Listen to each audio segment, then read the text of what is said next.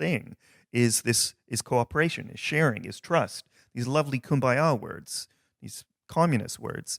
But what has enabled that sharing of information is also the technological advances since the 1970s, crucially. And now we're moving into an era of big data and machine learning, which is furthering this ability of cooperation and sharing of information on a much greater level. So the machine learning kind of technology is essentially like taking the place of what would, 40 years ago be like thousands of bureaucrats, right? Yeah, or what it would be. It's Hayek, when he made sort of that argument that Lee said at the beginning against, who's now, known as one of the great grandfathers of neoliberalism. And that's really who he was, who was an economist, Austrian sort of economist in the 40s. When he made those arguments against planning, he literally called prices action at a distance, which kind of, at the time it was like this magical thing that transmits information over great distances in short time. Mm-hmm. And now you're like, that's kind of funny because we have thousands of miles of fiber optic cable around the globe, which is, not to say that there isn't a social element, but like a lot of that information we can get directly, mm-hmm. and we can get a lot more sort of qualitatively different information, not just all of it sort of compressed into prices. Like that kind of idea of like this magical action at a distance, it makes sense in the age of the telegraph, right. A lot less. Well, and it works specifically though, because like the coordination between all of these Walmarts works specifically because it's at a certain scale. Or rather, the scale is permitted as a result of the cooperation and the sharing of information. Oh, go on. Well, again, it's sort of the other way around. That the ability to coordinate all that, the amount of transactions and the distribution of all these goods and services across so many Walmarts is enabled by this sharing of information and this technological, sort of effectively a revolution. I mean, I think to some extent we have to recognize that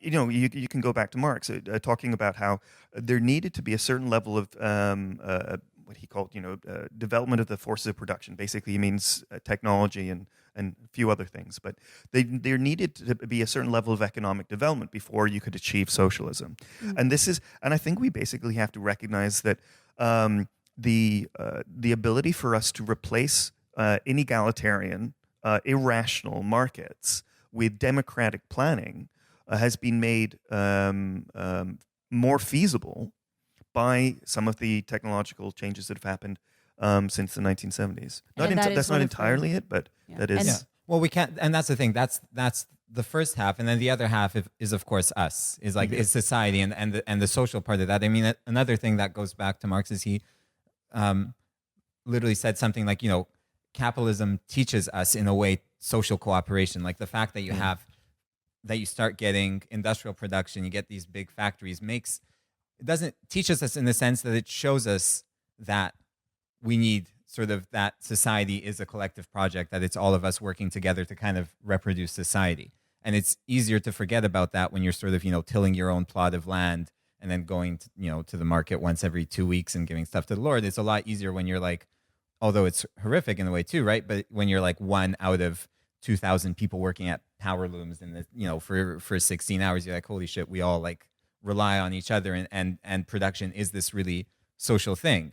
And the point of the book is to say, yes, right? Like that's totally correct. Now, could we run it in our interest? Could it actually be, social in some meaningful way, not in a way that, again, it's like that, who's the dictator, who's telling us what to do and what the goals of all of this are.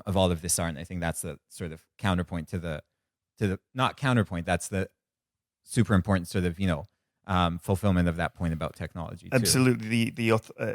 All that Walmart and Amazon show is that authoritarian planning or the planning is possible. It doesn't, it's up to us to take those over and democratize those systems. Well, okay, so you're working very much in the tradition of Marx, who was a great admirer of all the fancy treats that capitalism brought us. He was indeed, yeah, absolutely. He loved that stuff. Stuff is cool, free time is cool, and theoretically those technological advancements could bring us this.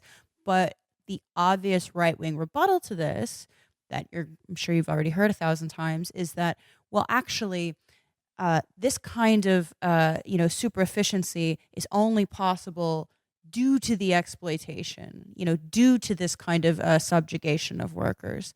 And what is your response to that? Just so our listeners can know what to tell their terrible families at Thanksgiving. To a degree, I mean, to a degree, it's true. Like no one would vote themselves into. That's what you would think. No one would vote themselves into being like a Walmart or Amazon warehouse worker, like into this dystopian hellscape. Like you would not be like, yes, I will do this so that everyone else can have. Not only that, I read an article about what the like people who work for Amazon and like forgetting the fulfillment centers, just in like the middle management or upper echelons of middleman. I wouldn't vote myself into that. That sounds fucking like a nightmare. Yeah. There was a great the internal like controls and like efficiency and pressure that even like the people who are making good money are put under seems totally inhuman. 10% to me. Neoliberalism has made it so that being management isn't even worth it. Yeah. Well, to a degree, there's a trade-off, but you'd think there'd also be a trade-off between like what we produce and free time. On the other hand, like I think sort of in a sense, we don't know because it would be a democratic process. And I think you just have like different criteria, like socialist efficiency would look different than capitalist efficiency. You'd still want to make like the most stuff that you could with the least amount of materials and then you could add different criteria that capitalism doesn't add in like the most ecologically sustainable way.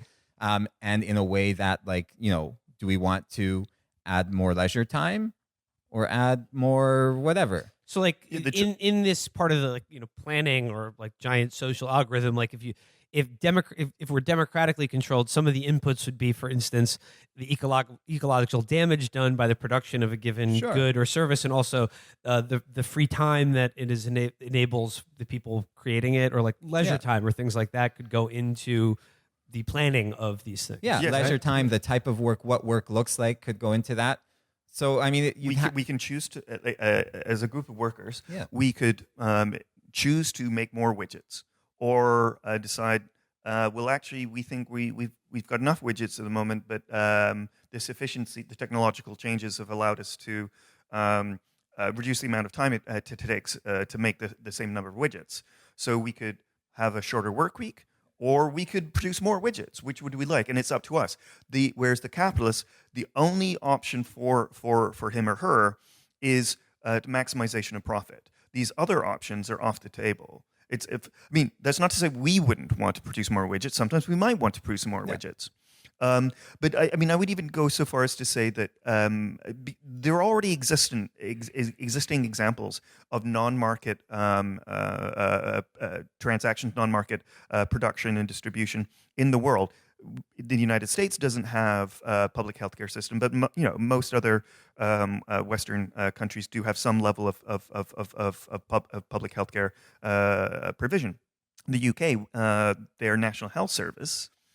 If you compare, and in Canada we have a single payer system. In terms of efficiency, we spend far less per capita on healthcare than the United States does. So even from a capitalist, the point of view of the conceptions of efficiency, economic efficiency, our system, the plan system, is more efficient, even before we get to other questions, much more democratically interesting questions. Funnily enough, we talked about this with Rob Delaney about the NHS, where like the idea is like, oh, it's like ration care, but like it's ration. I mean, obviously, our American system care is ration too. Right, it's just price ration. Like, exactly. Like and like whereas like the counterexample for Canada or the NHS is like, oh, if you need like a hip replacement or something like that, you have to wait a really long time. And like it's rationed that those are longer wait times for those things. However, the things that get the more immediate care are like, cancer. Yeah. Or the things are like if you're dying right now, rather than like you have to wait for a medical. Severed, then we need to rather than like you have to wait longer for a medical device. If you want. Yeah, exactly. Exactly. It's called triage. Like it happens in the ER room, and then it happens in the healthcare system as a whole. And then and the question then is, how much as society do you want to devote of your total social resources, like to make that triage faster or whatever, right? If we devoted 5% more of GDP in Canada or in the UK, theoretically, you'd have all those things could be done a lot faster, but then we'd be doing less of other things. And ideally, like that's what you'd want kind of democratic decision making on this kind of big scale to look like. Yeah, it is funny when you realize that this isn't even something like healthcare in particular in the mindset of people from other countries. And I was talking to like really smart economist who's like a monetary historian, Oisin Gilmore, and I was trying to ask him about like inflation or something like that. And I was like, "How do you measure real prices?" And he went to this big long thing, and I'm like, "Oh, but like something like healthcare would be more in America just because of the way price." He's like, "Well, healthcare's pretty consistent." And then like he texted me like 3 minutes later, he's like, "No, I checked. Your healthcare's insanely expensive." Like he's Oh, like, yeah, that's he like didn't even consider it. He was just Right, like yeah, he's yeah. like it's actually like ridiculous. He's like I didn't even think that would be that your Yeah. market would be that inefficient. Yeah, look that's at been the one the of jump like for instance like the jump in price of like insulin over the last 10, Oh, it's 20 years or insane. something Yeah. like Yeah. that. People are going without insulin. Yeah. Yeah, no, exactly. It's insane, and that's like been one of the main things that's actually been keeping the U.S. out of sort of deflation over over the kind of long haul is the fact of this like huge inflation in healthcare costs, college costs, and these two big like sort of privatized sectors of kind of social care, higher education and healthcare have actually been driving like price increases because they're left to the market. I mean, we saw some of that just in terms of that kind of efficiency stuff. We saw some of that in the NHS, and we have a chapter on the NHS. We call it nationalization is not enough. Also, not to just sort of like confuse what we're saying with, it's okay if we just like nationalize everything and that's good. Leave everything the same internally. Like that's the whole point of the democracy is to transform it sort of, from bottom to top, ideally, in a way that's democratic. Unfortunately, what happened to the NHS is they actually went sort of in reverse and took some of the lessons from our old friend Eddie Lampert from Sears and actually applied them. These are ideas generated under Margaret Thatcher and then applied by John Major and our third way friend Tony Blair to create this kind of internal market within the NHS to make it kind of like the U.S. parts of it, kind of like the U.S. system, but still inside a kind of public system. But now you have sort of like providers and purchasers, this like insane web of contracts between different units within the healthcare system instead of the kind of planning where it's like, no, we will, do this and you will provide these services. It's like, it is this kind of like, who will provide this operation for $10,000? Do I hear 9,000? And the first thing they had to do to make this run is hire like thousands of managers and ballooning administrative costs to the detriment of actual like care of patients. There's a really, really good British television show that's like one of these dark discomfort comedies called Getting On. That's about sort of like austerity in NHS. And as Americans do, we completely just wrote the whole pilot again with American actors and had our own version of it for HBO. And of course, literally every episode after that had to be completely different because the entire premise of an NHS style hospital does not work for America. Right. Yeah. Yeah. But it was actually interesting because it gave you a good, I mean, obviously like the American version was, it was more barbaric. Obviously it was more barbaric. But the British version, you got to see what, say, austerity could do to an NHS. Right. And all the little things, because it's about nurses. It's set in like a geriatric ward of a hospital or whatever. And you saw like all the little ways that introducing competition into something that should be a social good made everything miserable for the nurses, for the doctors, and obviously for the patients and their families. Oh, we should really interrogate the capitalist claim that markets are incredibly efficient compared to any other. Yeah, that's the big argument, is that they're deft and they can move Yes, quickly exactly. and they They're can adjust nimble, to they're, new. Yeah, but No, you used a great example about like antibiotics. Yeah, well, I mean, you can go back to Marx. I mean, there is historically. You can always go back. You can always to go Marx. back. You could always go back to Marx. It's not going anywhere. The problem of markets is not just about inequality or lack of workers' control, thus domination and alienation, but also Marx talked about irrational production. Because of the fact that markets limit production just to that which is profitable.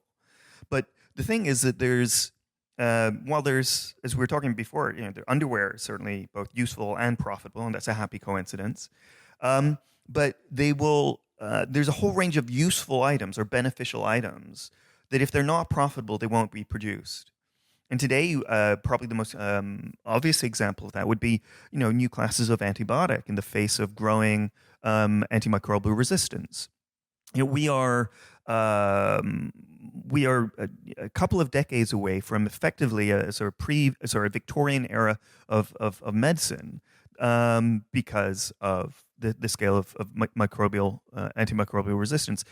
Almost all of modern medicine depends upon this background of antimicrobial protection from surgery, certainly, but also just injections or catheters, or even many diagnostic procedures depend on this and this depend on antibiotics. But Big Pharma got out of the business of research and development into antibiotics, but also clinical trials and commercialization and production, and even just production, manufacture of these about 3 decades ago. And this is mainly because if you take a course of antibiotics over 2 or 3 weeks, at the end of that, hopefully, I mean, if they work, then your infection's done. Like, you don't have the infection anymore. Maybe tuberculosis, maybe 5-6 months of a course of drugs. But again, after the end of that, you're done. You don't have the infection anymore. So you're not selling those drugs to that person. It's much more profitable to be producing drugs for some sort of chronic disease, for somebody who has to take those drugs every day for the rest of their life. So you can speak to the CDC, European chief scientific officers, all of the experts who write about and research antimicrobial resistance argue that the reason that we're facing this crisis, which is probably more of an existential crisis than probably climate change, at least because it's going to be happening a lot sooner, say that it's market failure. That these companies have basically